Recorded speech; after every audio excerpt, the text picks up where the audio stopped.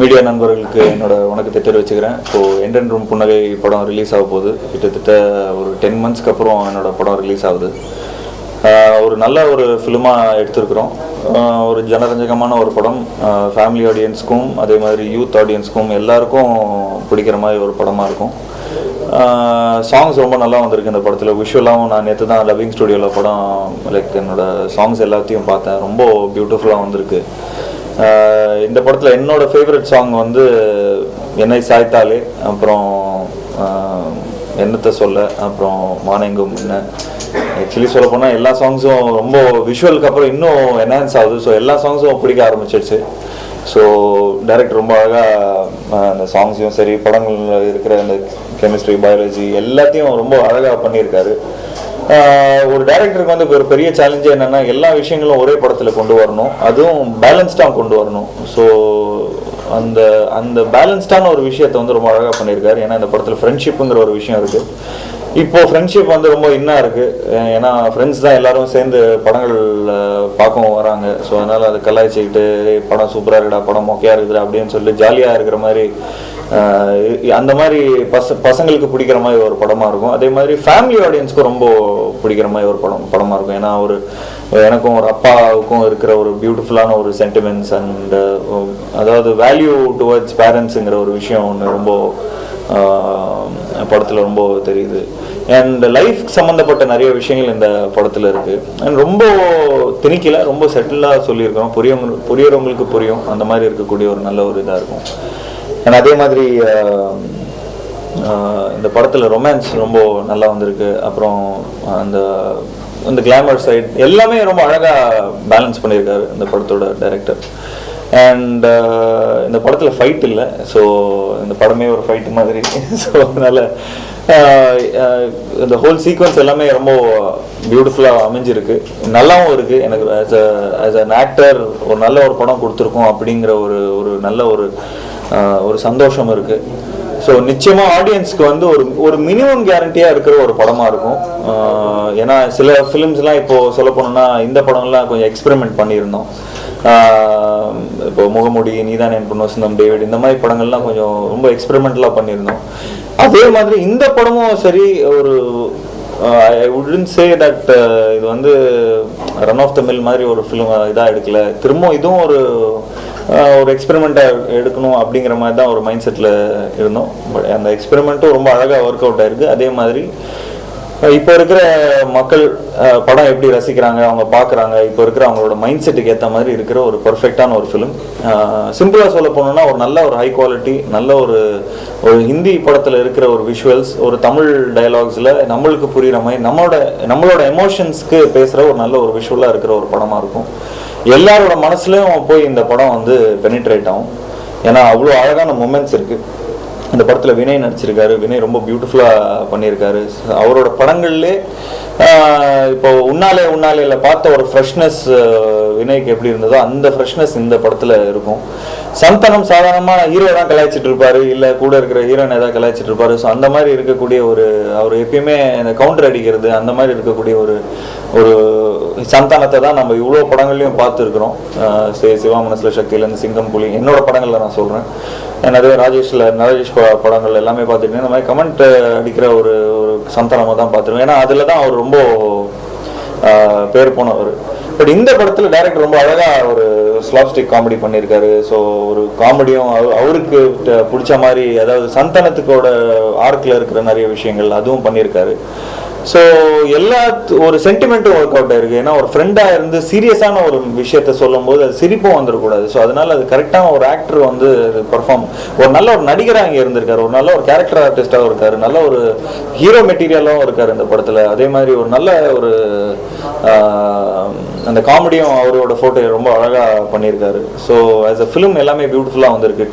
ட்ரிஷாக்கும் எனக்கும் ஒரு 10 இயர்ஸ்க்கு அப்புறம் இல்லை 10 இயர்ஸ் 2 பேரும் ஆச்சு எங்களோட கெரியரில் வந்து. பட் அவங்க கூட ஃபஸ்ட் டைம் ஒரு படமாக நடிக்கிறேன். அவங்களுக்கும் ஒரு நல்ல எக்ஸ்பீரியன்ஸாக இருந்தது.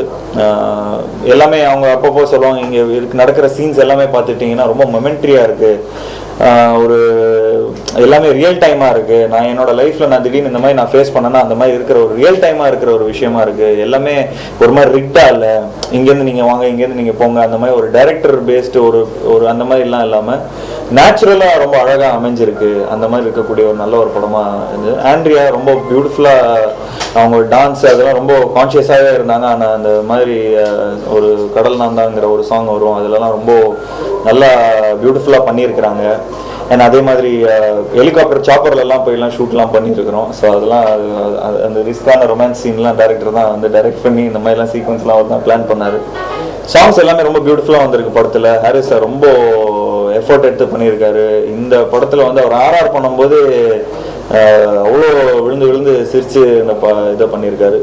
ஒரு நல்ல பாசிட்டிவாக இருக்குது. ஒரு படம் வரத்துக்கு முன்னாடி ஒரு பாசிட்டிவாக இருக்குது. ஸோ தமிழ் குமரன் சார் இந்த படத்தோட ப்ரொடியூசர். ஸோ அவரு இந்த படத்தை வந்து நாங்கள் நிறைய வேற மாதிரி ஆக்சுவலி நானும் அவரும் வேற ஒரு படம் பண்ணுறதா இருந்தது.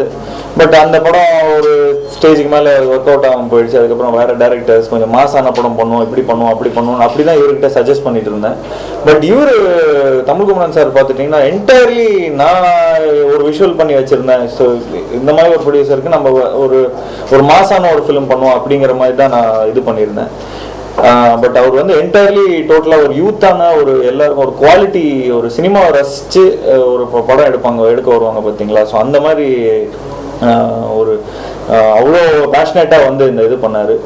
ஸோ எனக்கு ரொம்ப சந்தோஷம். இந்த மாதிரி ஒரு நல்ல ஒரு ஸ்கிரிப்டை வந்து ஒரு ப்ரொடியூசராக முன் வந்து அவர் வந்து ஃபுல் நம்பிக்கையை வச்சு ஆக்சுவலி இந்த ஸ்கிரிப்டை நான் தான் ஃபர்ஸ்ட் கேட்டேன். பட் செகண்ட் டைம் வந்து இவர் தான் என்னை கன்வின்ஸ் பண்ணார், இந்த கதையை நீங்கள் பண்ணால் தான் நல்லாயிருக்கும் அப்படிங்கிற மாதிரி. எனக்கே கோக்கு அப்புறம் தான் கமிட் பண்ணது. ஸோ திரும்ப ஒரு ஆக்ஷன் ஃபிலிம் பண்ணலாம், ஒரு ஒரு பயங்கரமான விஷுவலாக ஒரு ஃபிலிம் பண்ணலாம் அப்படிங்கிறது தான் இது இருந்தது. பட் விஷுவலாக ஒரு படமும் அமைஞ்சது. அதே மாதிரி ஒரு பியூட்டிஃபுல்லாக ஒரு சாஃப்டாக ஒரு ரொமான்டிக்காகவும் இருந்தது. ஒரு யூத்தாக இருக்கிற ஒரு நல்ல ஒரு ஸ்கிரிப்டாக இருந்தது. நீங்கள் இது ஸ்கிரிப்ட் இப்போ பண்ணீங்கன்னா ஒரு ட்ரெண்ட் செட்டிங்காக இருக்கும் அப்படிங்கிற மாதிரி தான் அவர் தான் ஃபுல்லாக அந்த என்கரேஜே பண்ணார். ஸோ எனக்கும் திருப்தியாக இருக்குது. ஒரு நல்ல ஒரு படம் பண்ணியிருக்கோம். நிச்சயமாக என்னோட கெரியரில் ஒரு முக்கியமான ஒரு படமாக இருக்கும் இது. இந்த படம் வந்து ஜீவா ஒத்துக்கலைன்னா வேற யாரும் இந்த படத்தை பண்ணியிருக்க முடியாது. ஏன்னா நடிகராக வந்து இவர் அவ்வளோ அழகாக இந்த கேரக்டரை பெர்ஃபார்ம் பண்ணியிருக்காரு. ஏன்னா நான் கதை வந்து எழுதும்போதே வந்து இவர் மனசுல வச்சுதான் எழுதினேன். ஆமா, அவர் அப்பப்போ வேற சொல்லிட்டு இருந்தாரு, நான் ஒரு ஒன் சைடா பண்ண ஆரம்பிச்சிட்டேன். அது ஒரு நண்பரா இருந்ததுனால எனக்கு கொஞ்சம் ஈஸியா இருந்துச்சு. ஏன்னா இந்த கதையை வந்து பொதுவா வந்து இதுல வந்து அடுத்து அடுத்து அடுத்து அப்படின்ற மாதிரி ஒன்றும் இல்லை. இது வந்து இதை படமா பார்த்துட்டு வெளியே வரும்போதுதான் உங்களுக்கு வந்து இந்த ஃபீலிங் இருக்கும். ஸோ இந்த ஒரு கேரக்டரா இந்த மாதிரி ஒரு படத்துல வந்து எனக்கு தெரிஞ்சு வேற யாரும் இந்த அளவுக்கு அழகா பெர்ஃபார்ம் பண்ணிக்க மாட்டாங்க. ஸோ ஜீவா ஒத்துக்கிட்டதுக்கு நான் ஆக்சுவலி ரொம்ப அதுதான் முக்கியமான காரணம். இந்த படம் இப்போ நல்லா வந்திருக்கு அப்படின்னா கண்டிப்பா அது வந்து ஜீவா உடைய உழைப்பில் ஆதரவில் தான் அது நடந்தது. ரெண்டாவது தமிழ் குமரன் சார், அவர் வந்து இந்த படத்துல வந்து என்ன அப்படின்னா எல்லாருமே வந்து கமர்ஷியல் ரீதியா யோசிக்கும் போது நிறைய விஷயங்கள் நடக்காம போயிடலாம். இல்லைங்க இதுக்கு பிஸ்னஸ் ஆகாது, இல்லாட்டி இதுக்கு இவ்வளோ பொருள் செலவாகுது அப்படின்னு. இந்த படம் வந்து பெரிய பொருள் செலவுல ஆகுது. ஏன்னா டெக்னிக்கலி இது வந்து ஸ்ட்ராங்கான ஒரு படமா இருக்கணும்னு நான் முடிவு செஞ்சேன். ஏன்னா இது வந்து மியூசிக்கல், இது கண்டிப்பா ஹாரிஸ் ஜெயராஜ் அவர் இருந்தா நல்லா இருக்கும் அப்படின்னு சொல்லும்போது இவர் வந்து அவர் வந்து ஹாரிஸ் ஜெயராஜோடைய தீவிர ரசிகராக இருந்ததுனால எனக்கு அது வந்து ப்ளஸ்ஸாக போயிடுச்சு.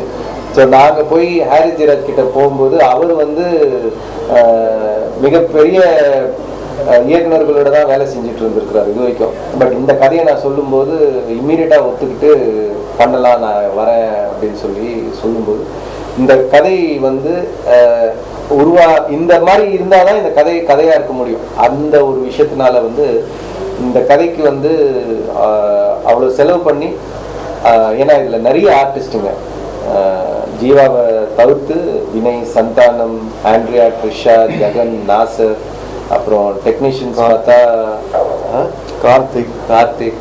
ஸோ அந்த மாதிரி நிறைய எக்கச்சக்கமான ஒரு பெரிய பட்டாளமே இருக்குது ஒன்று. ரெண்டாவது வந்து நாங்கள் வந்து வெளிநாட்டில் நிறைய நாள் ஷூட் பண்ணோம். ஏன்னா இதில் வந்து ஒரு செகண்ட் ஹாஃபில் வந்து கிட்டத்தட்ட ஒரு 1/2 மணி நேரம் வந்து வெளிநாட்டில் நடக்குது. ஸோ அப்படி இருக்கும்போது வந்து இந்தியாவில் வந்து நான் ஆஃபீஸே வந்து எதுவுமே வந்து இங்கே ஆஃபீஸில் எடுக்கல, நிறைய செட்டு போட்டு எடுத்தோம். ஸோ நிறைய பொருள் செலவாச்சு. அண்ட் இந்த அந்த அந்த இந்த படத்தை ஜஸ்டிஃபை பண்ணுறதுக்கு அவ்வளோ மியூசிக், அவ்வளோ ஆர்ஆர், அவ்வளோ நல்ல பாட்டுங்க. இப்போ ஹாரிஸ் சார்லாம் வந்து நாங்கள் கம்போசிங்கே வந்துட்டு சிங்கப்பூர் போயிருந்தோம்.